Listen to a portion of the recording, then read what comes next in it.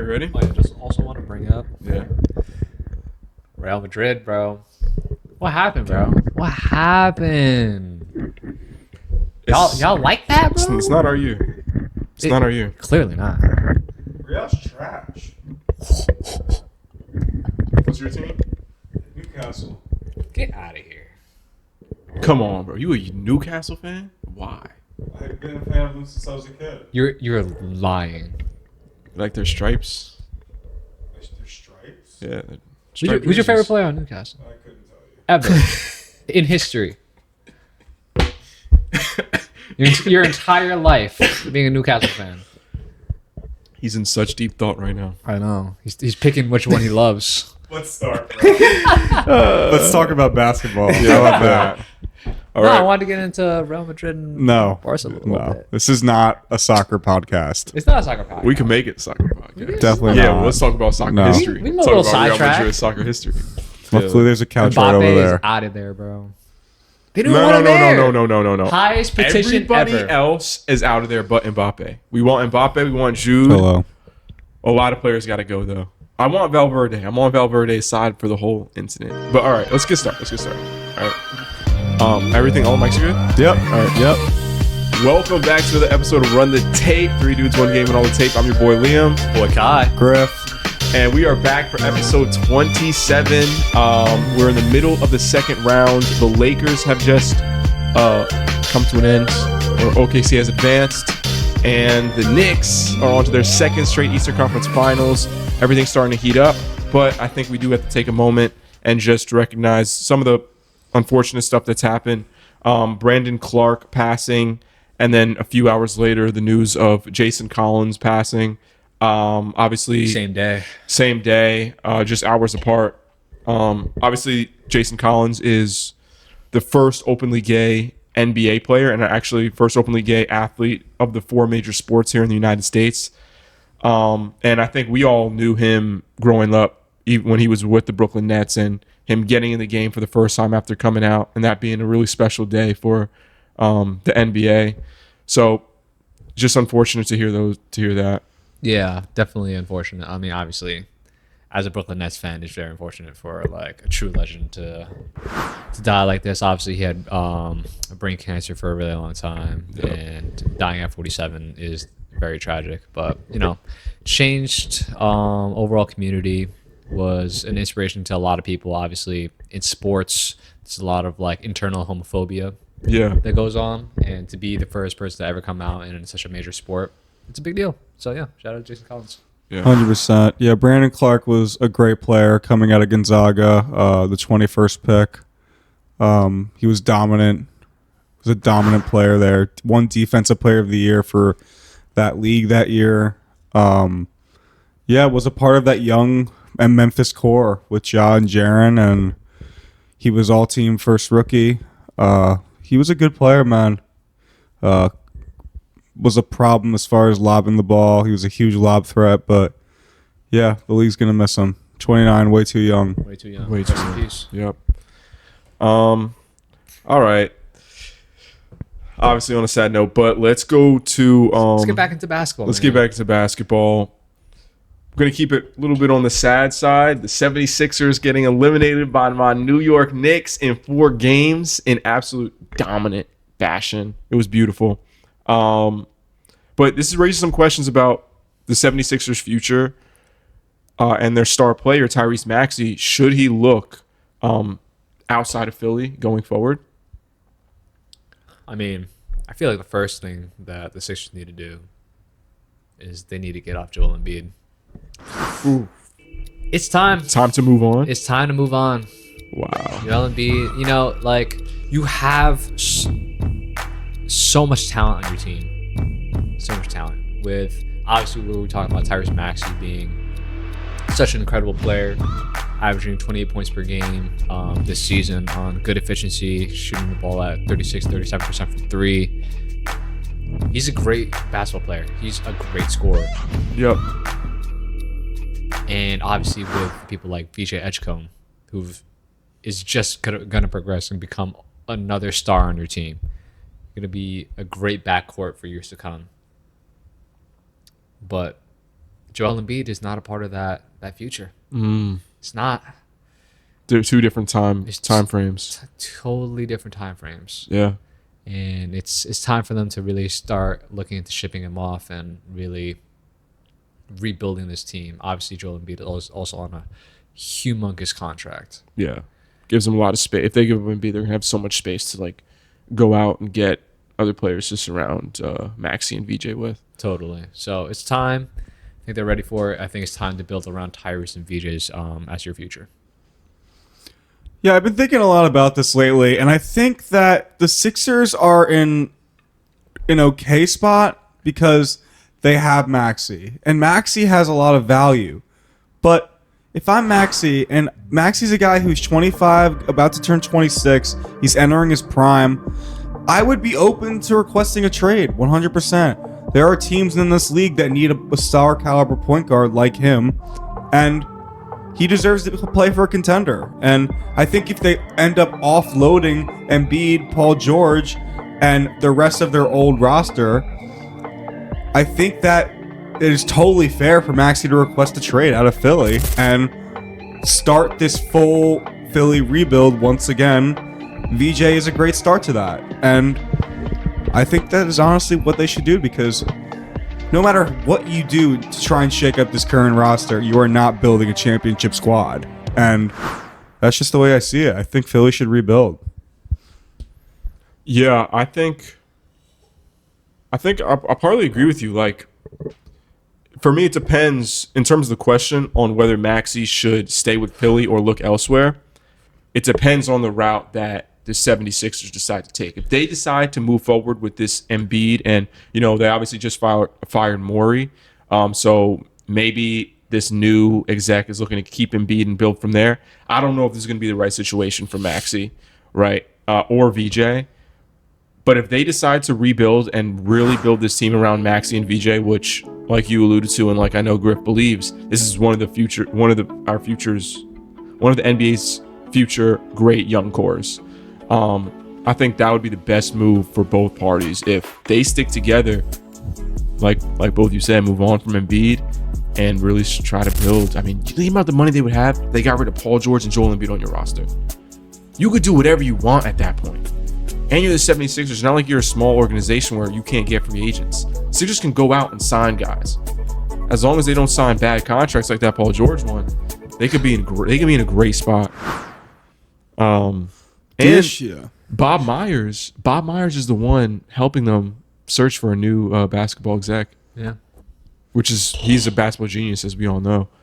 I think that the issue with this Philly situation, man, is that Embiid's contract goes till the 28-29 season, and it is a crap ton of money. Of course. And you would have to get rid of some of your assets to offload a guy like Embiid. I've seen some rumors and mock trades of potentially bringing in a guy like Sabonis for Embiid, right?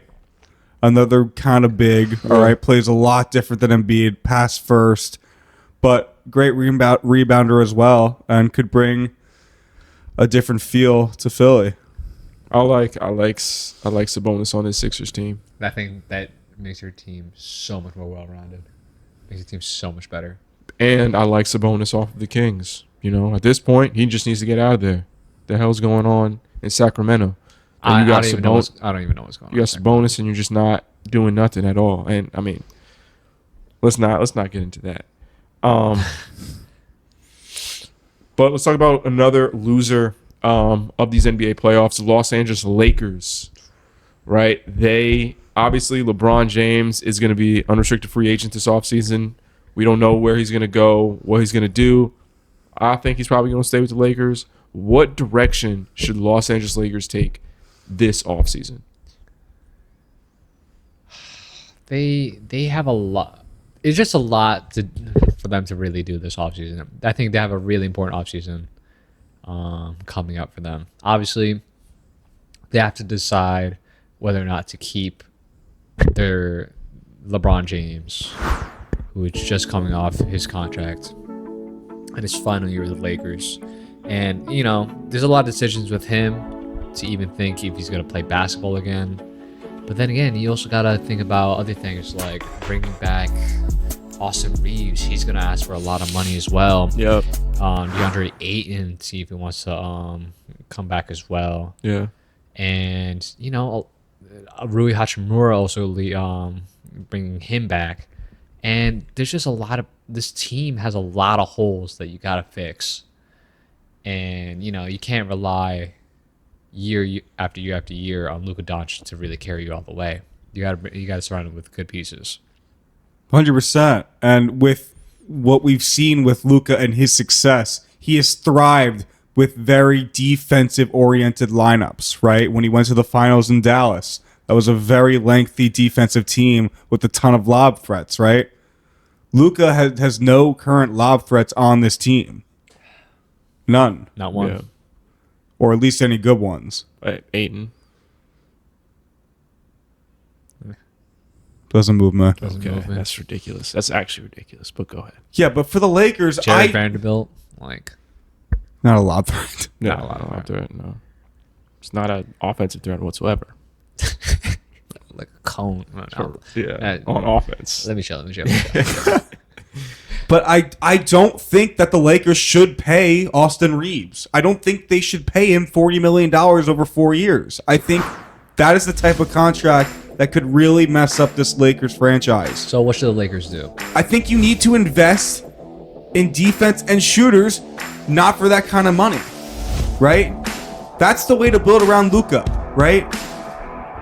So I have a question off that. Do you think the Los Angeles Lakers should sign a guy like Jalen Duren to a hefty deal? Honestly, that would be that. If the Lakers could get Jalen Duren, that would move me. That would move me because then you're getting that lob threat that Luka needs Yeah. and screener. That's exactly what they would need. I think the Lakers really have a lot of freedom this offseason because of all the contracts they're unloading. I think the real question is about LeBron James and his situation. If LeBron James, in my eyes, the Lakers are going to do what wherever LeBron goes. There's no way to me the Lakers don't offer LeBron a really good deal to stay in LA. And I think he's only going to play one more season. So if LeBron decides that he wants to be in a Lakers uniform, I think the Luka rebuild project is halted another year. If LeBron James decides that he wants to finish his career in any other jersey, probably a Cavs jersey, that would give the Lakers the best chance going forward to continually put a contending team together because they're offloading all these contracts. They're not going to have another year where they're offloading Rui and Ayton and LeBron. That's how many years of space that you're looking at, or how many millions of space you're looking at. There's so much flexibility they have this offseason. They just have to be aggressive and get the right pieces. So I think it's going to come down to LeBron. I think they're going to need to make some trades. Some trades. I mean, they're so limited on draft picks. That's the only problem. They've given away so many draft picks over the years. It's kind of like they don't really have assets, and the assets that they do have, They just can't it's not waste. that good. They can't waste any more time with Luka. I think you really got to put something really together. gotta put something You're right running now. out of time. You know, he had one of the best seasons of his career. Averaged 36 points a game. Like, He was unbelievable toward the end of the season. Yeah, he was amazing. He was finally starting to put it together in LA. It's time to strike. let me ask you this question then. Do you guys think the Lakers should keep LeBron? I do. I think he still holds value to your team. We've seen it in these playoffs. He played out of his mind, but he has to take less money. He cannot take $50 million of cap space for you to be a contender. That's impossible. If Luka was full strength, is this series still alive? Was the series they just lost still alive? Sorry. We were considering. It's arguable, yeah. We were considering the Lakers one of the OKC's biggest threats back right before the Lakers played OKC and Luka got hurt. Granted, OKC was blowing them out the water that game, but there was a lot of seasons to be played. There were still 10 more games or such. Yeah. So, but I don't think this team, the Lakers team this year, with a healthy Luka, is actually in contention. Yeah, probably not. Okay. Let's segue. Let's go to the NBA draft lottery. What an interesting day. What an interesting day for NBA fans all across the world. The Washington Wizards won the draft lottery, getting the first pick in the draft, followed by Utah, Memphis, Chicago, and the Clippers. Brooklyn falling all the way down to 6 when they had the third best odds to get the number 1 pick. Kai, I'm going to direct this towards you. What are your reactions to the NBA lottery? Absolutely fraudulent. It's this league is rigged. This draft system sucks. Yeah. All right. All I know is the way that this draft lottery works is complete BS. First off, the fact that we are not able to see the draft lottery Actually is happened. a problem Yeah. to me. If I want to see ping pong balls predict my future, god damn it, I want to see it live. Yeah. And it is a catastrophe to see random teams like the Dallas Mavericks get the number 1 overall pick and us slide to 8 and 6 when they tell us we have the best odds every single year to get a top pick, and they don't promise that. And it's been an ongoing theme for low market teams to get lower draft picks, and it's ridiculous. It's absolutely ridiculous, man.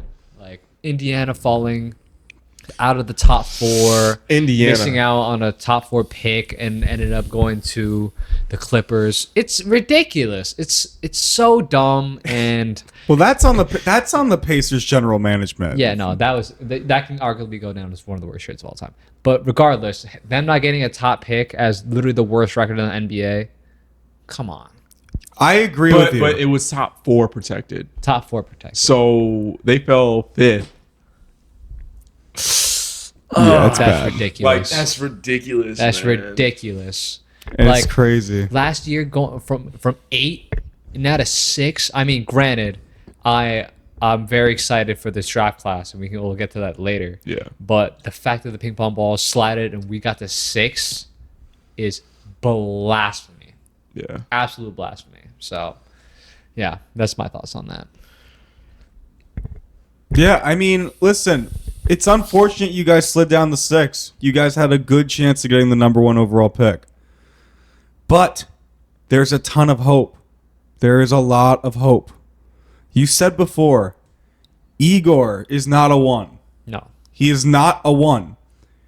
There are so many good point guards in the top 10 in this draft. Wagler, Acuff, so many. Kingston Fleming. Flemings, Mikael Brown out of Louisville. Yep. There's so many point guards who are top 10 prospects. The Nets just need to nail it. This draft is one of the biggest drafts in Brooklyn Nets history. 100%. They are in such a weird limbo phase. They need to nail this pick. One of these guards is going to be all time. They have to pick the right one. Agreed. It really comes down to which guard you pick. I think the first 3 are pretty much, I feel like, established at this point. That being obviously AJ, Darren Peterson, and Cam Boozer. And from there on, it's anybody can slide, and the Nets need to just capitalize on that kind of stuff. So yeah, I'm hopeful, but we'll get into more. I mean, we can start getting into draft stuff. But what do you think? Yeah, I'm not a huge fan of the draft system as is, but this doesn't affect any teams I really care about. So I don't really have much feelings. What I do think Go is to hell. I, Go to hell. Go to hell. I feel bad for Shut Nets up. fans. I hate you. I feel bad for Nets fans, and I think the No, things that you guys, you don't care. you're right, I don't give a damn. You I don't give a damn about the Nets. Come on, Yeah, we're you- sitting here yeah, talking about you the really- Nets right now. Yeah, you really don't care, huh? We upset. Oh, the Nets getting a 6th pick. What are they gonna do with that pick anyway, Yeah, I hope you man? lose Come the on, finals. man. I hope you lose finals. Yeah, I really do. We making the finals though. Yeah, you're gonna make it. Yeah, I hope you I'll lose take that. I hope I'll you take lose. that. I hope you lose. That's more than what you do with Kevin Durant. Hey man, suck on my nuts. All right, how about that? Go fuck yourself. Yeah, I don't really, but I think it's interesting. The whole Wizards getting the first pick and Utah getting the second pick. Obviously, it was no secret that Utah wanted to go and get AJ. We'll see. Maybe they still try and go do that. Washington, I mean, they're in a great position, right? I don't love this for Peterson or AJ's future. I'm not trusting in Washington as a franchise as a whole. I understand they have young stars, but it's more of just a franchise. I've never known Washington to be in contention. I don't think once in my life. So we'll see. We'll see what happens with all that. Yeah, I think that. Are we going into draft stuff? Yeah, might as well. Yeah, All right. you just get into it. Yeah, I think as far as the Wizards, I think you would be dumb not to draft AJ. I think you have the number 1 overall pick. You should use it. I think off the get-go, the Wizards, if healthy, can be a playing team off the bat, first year together. With Trae Young, Keyshawn George, AJ, But let's be honest. Sar and AD. They're shipping AD. Let's be real. Before They're gonna get some in return though. Yeah, definitely. Yeah. I agree. But you try and get a young asset or at least 100%. another big for your team. But like Anthony Davis, he's out of there, man. You think? Yeah, the timelines don't even remotely fit. Trae Young is at least a little bit on that trajectory where you have a facilitator that can develop your rookies, and he's going to do really well in that system where he doesn't need to be the top scorer. But Anthony Davis, you don't see a world where they play it out with Anthony Davis. there is a world, but it's a world that just doesn't align with their timeline at all. Yeah, You know what I'm saying? Like it is the Washington Wizards we're talking about. It's the though. Washington Wizards we're talking about. We got to see that, like you said, like I feel like next year their ceiling is honestly the play-in tournament, maybe a little bit above that, but they're not reaching top 4 seed Yeah, this yeah, year. yeah. I don't think they're going to ship him off. AD's value is at an all-time low right now. Extremely low, of course. And if you get a productive season out of AD, which he can easily have in Washington this season, you bring that value up and you ship him off next season. You need to bring AD's value back up for one more season, and he's in a good situation with Washington. You have a really good young core. I don't know what AD can really do for your team at this point. Well, I don't know what he can produce at this point. He was terrible this year. How many games did he play? Barely played. Barely played. I'm looking up his contract right now. No one's taking that contract for no reason, dude. 3 years, $175 million. He's not getting shipped off. He's in Washington to stay for now, man. No one's taking that deal. It's just looking bad for the Wizards. At that I know a point, guy. man. Nico Harrison. Ooh. Dude, that's his guy, bro. That's his guy. That's his Come guy. on, from his Nike days, man. Yo, for real. Got to. Yeah. Yeah, that's. Or and he has a player option 2028. If he has a player option, he's taking that shit. Yeah, he's probably gonna take it. So 'Cause- he's signed for 26, 27, 28. Yeah, I think you're kind of right. Like, how do you trade Davis now? That's a match. You can't. Just salary matching. How is that possible? Considering how low value he is. It's not even worth a first. Definitely not. Like a singular one. 1 first for Anthony Davis. That's insane. No, That- yeah, it's Total loss on your end at that point. Literally. no. You could be the New York Knicks, and it would be a bad trade. You really think AD's done? No, come on, he's worth more than Bro. enough. He's What is he worth? We don't know. Okay, I have a He's not question. worth I have a question. much. Anthony Davis for Zach LaVine. Dude, that'd be terrible. It's a lose-lose. That's awful. Now, I have total respect for these guys. Okay, superheroes. for They're sure. superheroes. Okay, Yeah, I'm just absolutely. messing around. Anthony Davis is you're a dog, man. He's a dog, but like, your championship years are over, my friend. Respectfully. All right. Anyway, moving on. Caleb Wilson.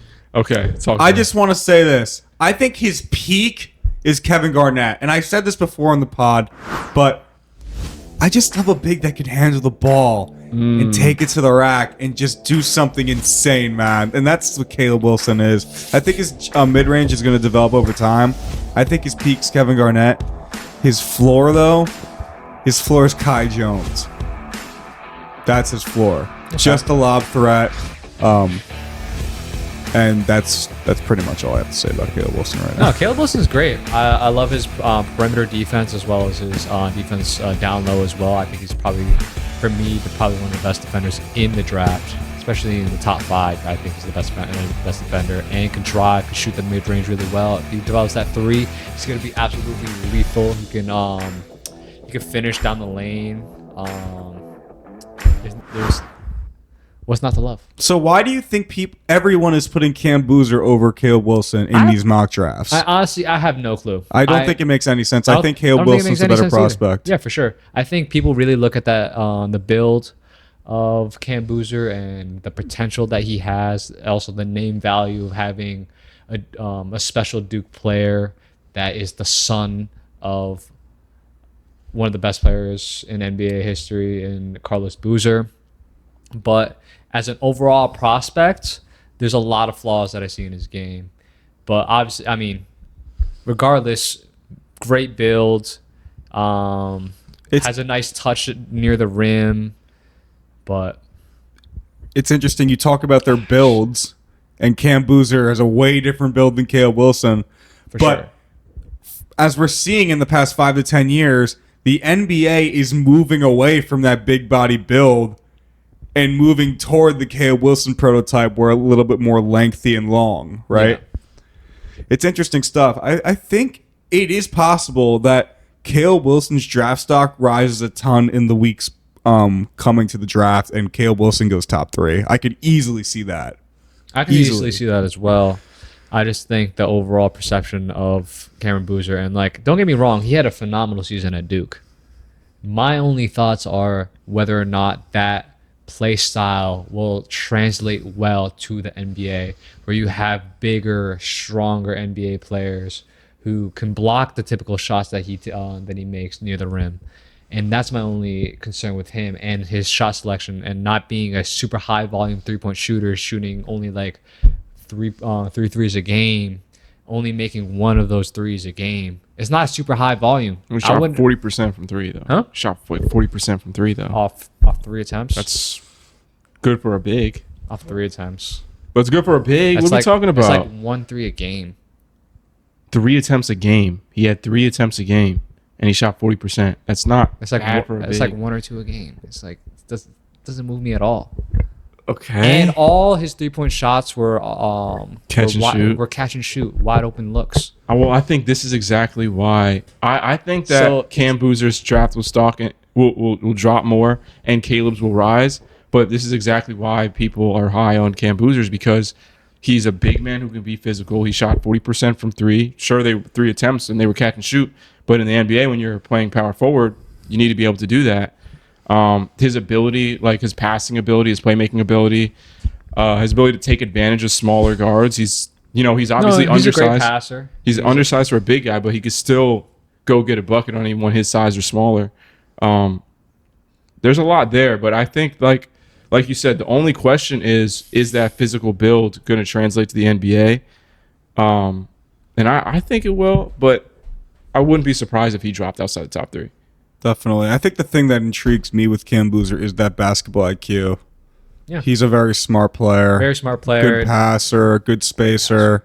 But who does Cam Boozer remind you more of? Marvin Bagley or Zion? Both Duke products. I would go Zion. I go Zion too. I agree. Because I'm seeing a lot of comparisons to Marvin Bagley online, and I just don't really see it. No, I don't see it at all. I see more Zion Williamson in the aspect that like that are great finishers at the rim, have great touch. Obviously, Zion was a little more Bouncy. to say the least. Well, like near the rim players, Yeah, that put their head that can down. shoot the three like somewhat well if they're wide open, but not super high volume shooters that were really that great at And it. good at getting to the free throw line, too. Yeah, most definitely.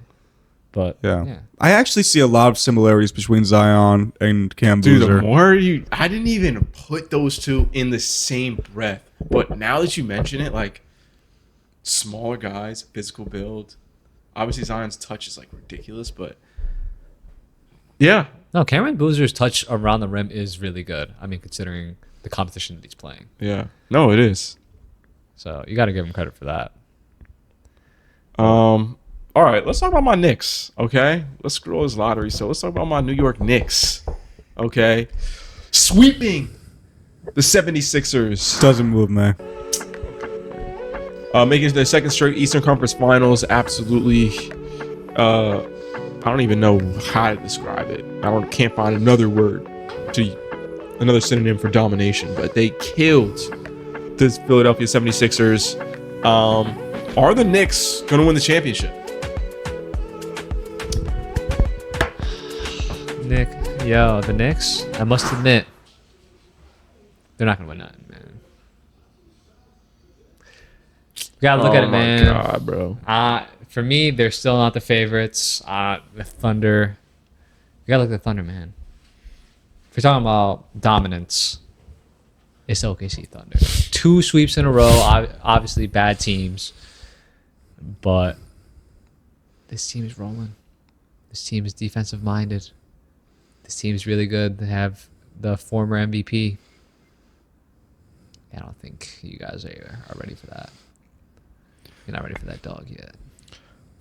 OKC, UFC, KFC. Knicks in 6. Knicks are winning the NBA championship. I'm completely sold on them after beating the Philadelphia 76ers. We're going to beat the winner of this series in 5-6 games, if that. You'll put money on it? Oh, look We're how going to that win this tone series in 5-6 changed. games. And then we're going to beat OKC in the OKC or hopefully the Spurs in the NBA championship. That's what I got to say about it. You'll put money on that? Grip, what you got to say? Listen, I think the Knicks are going to the NBA Finals.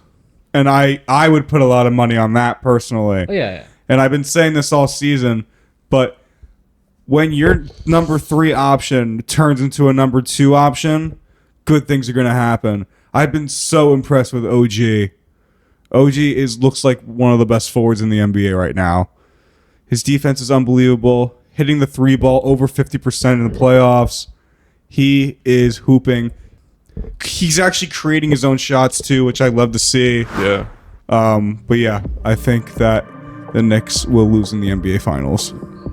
We have so many weapons. I think that we match up great for a team like OKC. Just the scoring, the defense, the depth at the guard position. The depth at the guard position? Are you kidding me? Are you kidding me? Name a team that matches up better with OKC than the Knicks. You think your depth is matching up with OKC's depth? Name a team that matches up better than the Knicks. Okay, exactly. Yes. Out of all the teams in the NBA, the Knicks have the best guard depth to match up with the OKC Thunder. That is plain and simple. We are built at the wing guard position. We have depth there, just like OKC. That's what makes OKC the most dominant team right now. So when you say depth, you're saying Hart, OG, and Mikal. Hart, OG, Mikal, Deuce, Jalen, Landry Shamet. Yes, I'm saying those players that contribute to our success in the past 2 series. I think we have depth at that position. I don't think that's a crazy take. All right, but from the depth of you, I trust AJ Mitchell, Jared McCain, Alex Caruso, Isaiah Joe more than that Knicks depth. That's fine. And did I say that I didn't? What did I say? I said that the Knicks match up the best to OKC out of any team in the NBA. And I think that is true based on the wing guard depth that we have. So Sure, realistically- Shea is a better player than Jalen, and they have better players at that position. AJ Mitchell's been playing phenomenal. But if there was a team that I think stacks up well, why not us? I don't hate it. I really don't. I think the Knicks are dangerous. I appreciate that. They're really good. I think we are too. Yeah. But Spurs let me don't ask wanna you see a us. question. Okay. And obviously, Cat has had a huge impact on the Knicks' success. How do you think he matches up with OKC's defense? He's gonna have to be that more facilitator cat that we saw against Atlanta.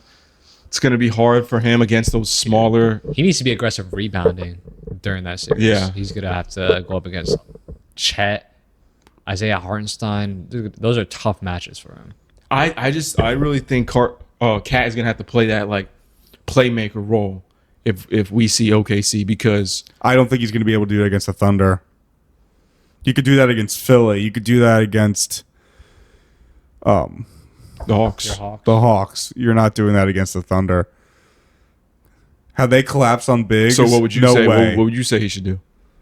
But that's what I'm saying. Playmaker. When he was at the top of the key in those dribble handoffs, he struggles against those strong, big, undersized defenders, right? But if he's out on the perimeter, constantly in dribble handoffs, constantly working from that position, making those extra passes, I think he's much better than being the post against OKC. If he's a playmaker, not our scorer. I That's- just feel like he'll have to be more aggressive as far as scoring the ball when you play the Thunder. Oh. Considering how much they score, Definitely. he needs to be at the most aggressive he's ever been in a series against them. What if OKC doesn't have J-Dub? And I'm not even saying the finals, but I'm saying next series as well.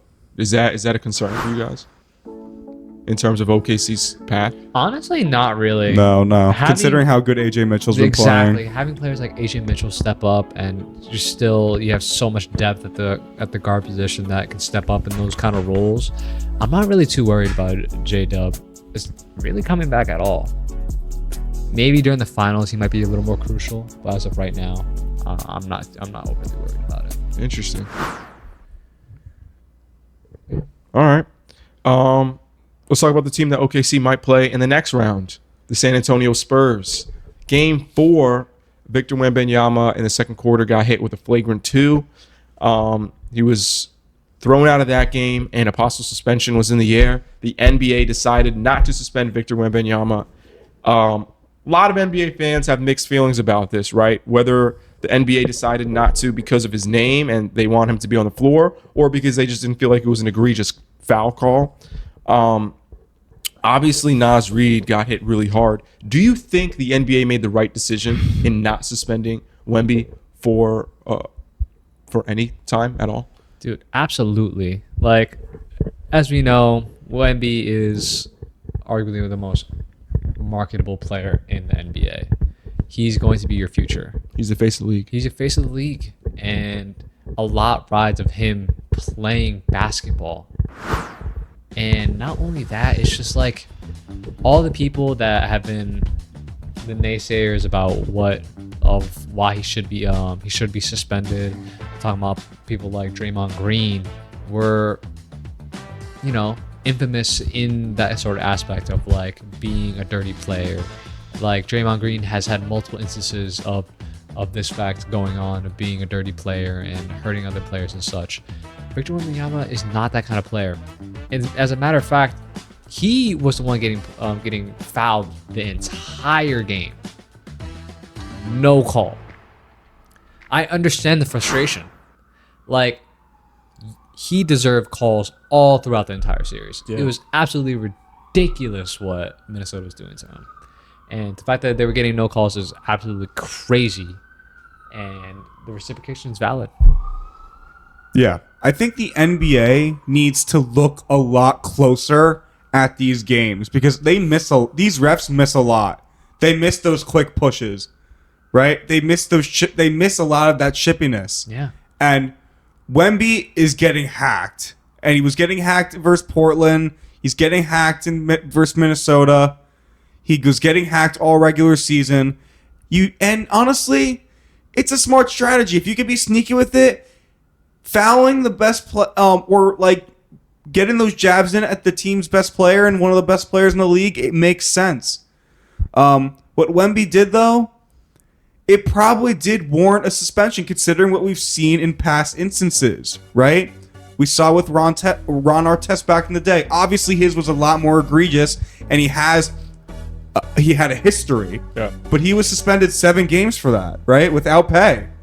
And I think that this was one of those situations where a warning might not be enough for something like this.